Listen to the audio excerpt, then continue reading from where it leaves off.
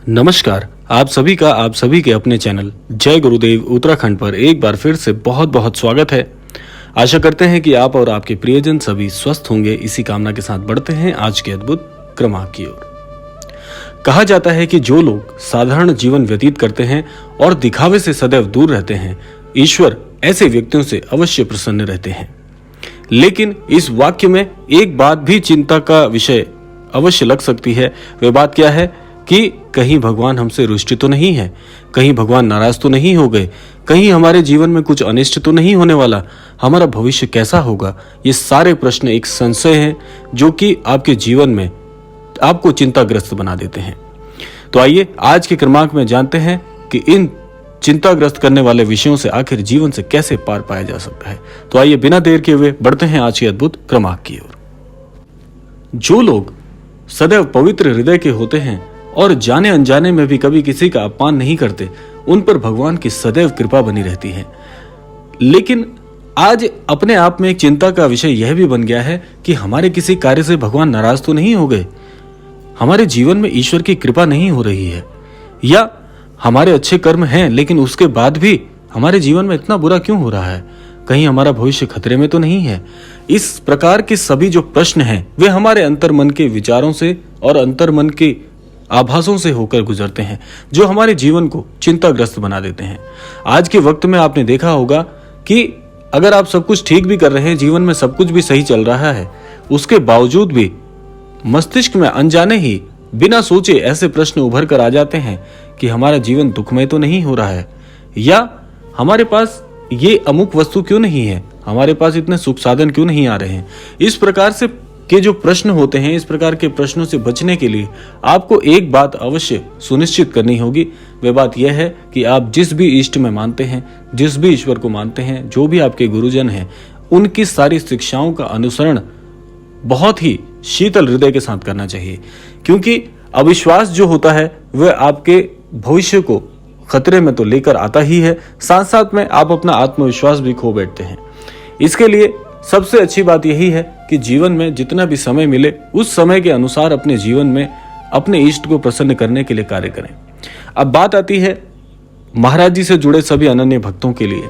अब देखिए, महाराज जी से जुड़ने वाले प्रत्येक भक्त को एक बात की तो बिल्कुल चिंता करने की आवश्यकता नहीं है। आप रेखांकित कर लीजिए, इस बात को मस्तिष्क में कहीं पर बिठा लीजिए कि अगर आप महाराज जी के सानिध्य में आ गए हैं, आपके जीवन में ऐसे विचार आ रहे हैं कि महाराज जी से जुड़ना है, उनकी सभी शिक्षाओं को जीवन में उतारना है, उनके कहे अनुसार अपने जीवन में चलना है, तो यह बात पूर्ण सत्य है कि आपका अनिष्ट कभी हो ही नहीं सकता। और महाराज जी के सानिध्य को प्राप्त करने के बाद तो आपको यह भी सोचने की आवश्यकता नहीं कि भविष्य में क्या होगा, क्योंकि महाराज जी एक बात के लिए आपको आश्वस्त कर देते हैं कि अगर आप मेरे बताए गए मार्गों पर, मेरी बताई गई शिक्षाओं का अनुसरण करते हुए जीवन में बढ़ते हैं तो सफलता की निश्चित ही पूर्ण आश्वस्तता है, और साथ साथ में अच्छे भविष्य की कामना आप स्वयं ही कर सकते हैं। अब आप सोचिए कि जब महाराज जी का ऐसा अमोघ आशीर्वाद आपके साथ चल रहा है, उनकी शिक्षाएं चल रही हैं, आपके हृदय का परिवर्तन महाराज जी हमेशा हर क्षण करते ही रहते हैं, तो फिर आप गलत मार्ग पर चल ही नहीं सकते। कई बार अपने चरित्र पर भी सवाल उठते हैं कि कहीं हम इतने ज्यादा लोभी तो नहीं हो गए हैं, कहीं हम इतने ज्यादा लालची तो नहीं हो रहे हैं, कहीं हम कंजूस प्रवृत्ति के तो नहीं हो रहे हैं। ऐसा प्रश्न यदि मन में उठ रहा है तो आप इस प्रश्न को ऐसे दबा सकते हैं कि मेरे साथ मेरे सद्गुरु हैं, मेरे महाराज जी हैं, जिन्होंने ये शिक्षा और मुझे इस प्रकार से तैयार किया हुआ है कि मेरे जीवन में कभी भी ऐसी कोई गलती नहीं होगी जो मैंने कभी सोची नहीं होगी। तो इस प्रकार से ईश्वर के सानिध्य में रहते हुए आपको घबराने की आवश्यकता नहीं है। तो इसीलिए ज्यादा सोचने वाले लोगों को यह बात अवश्य ही ध्यान में रखनी चाहिए कि जो लोग ज्यादा किसी बारे में सोचते हैं या किसी भी चीज को सोच सोच कर परेशान होते हैं, उससे वे अपनी सकारात्मक शक्ति को स्वतः ही समाप्त कर देते हैं। और जीवन में यदि सकारात्मकता नहीं तो आपको नकारात्मक प्रभाव, नकारात्मक विचार और नकारात्मक समाज घेरने लगता है और आपके जीवन को स्वयं ही शिथिल करने लगता है। नए अवसरों को प्राप्त करने में सदैव आपका संशय बना रहता है, क्योंकि आप देखिए, जब तक आप सकारात्मक विचार और दृष्टिकोण नहीं रखेंगे तो नए अवसरों को पहचानना और उन पर कार्य करना आपके लिए कितना मुश्किल हो जाएगा, आप स्वयं सोच सकते हैं। जीवन में यदि आपका कोई बड़ा लक्ष्य है, क्योंकि प्रत्येक व्यक्ति का एक लक्ष्य होता ही है, जीवन में क्या करना है, क्या बनना है, कैसे वहां तक पहुंचना है, ये सब ने एक प्रकार से सुनिश्चित किया हुआ है और उस पर दिन भर कार्य हम करते हैं।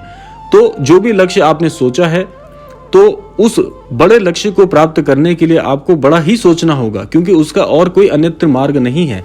आप स्वयं सोचिए कि यदि आपको यह भी मालूम है कि आपका लक्ष्य क्या है, आपको यह भी मालूम है कि वह लक्ष्य बहुत बड़ा है, तो जब तक बड़ा दृष्टिकोण, बड़ी सोच, सकारात्मक भावनाएं नहीं रखेंगे तो उस बड़े लक्ष्य को प्राप्त कैसे करेंगे।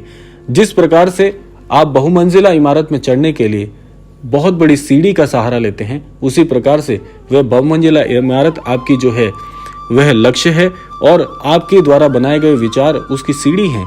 तो विचार यदि कमजोर होंगे तो आप उस बहुमंजिला इमारत यानी कि उस अमुक लक्ष्य तक कैसे पहुंचेंगे।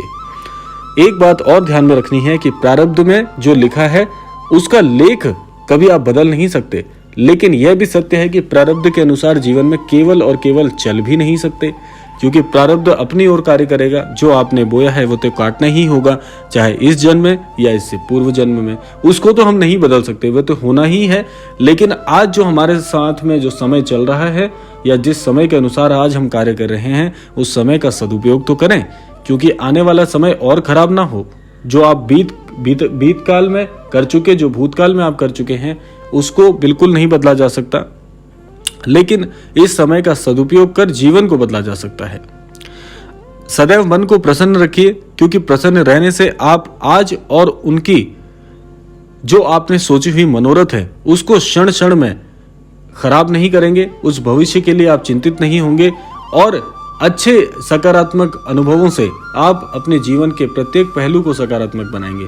बड़ा करने के लिए सदैव बड़ा सोचें, असफलता से बिल्कुल ना डरें, अपनी क्षमता पर विश्वास करें और ऐसी दिनचर्या बनाएं कि रोजाना उस पर कार्य करें। देखिए, जो भी बड़े स्तर के आज जो अमुक व्यक्ति हैं, इन्होंने अपने जीवन में क्या परिवर्तन किया। उन्होंने यही किया, उन्होंने एक बहुत ही स्वस्थ दिनचर्या बनाई है। उस स्वस्थ दिनचर्या को बनाने के लिए उन्होंने कुछ अच्छे विचार रखे हैं, उन अच्छे विचारों का अनुसरण किया है।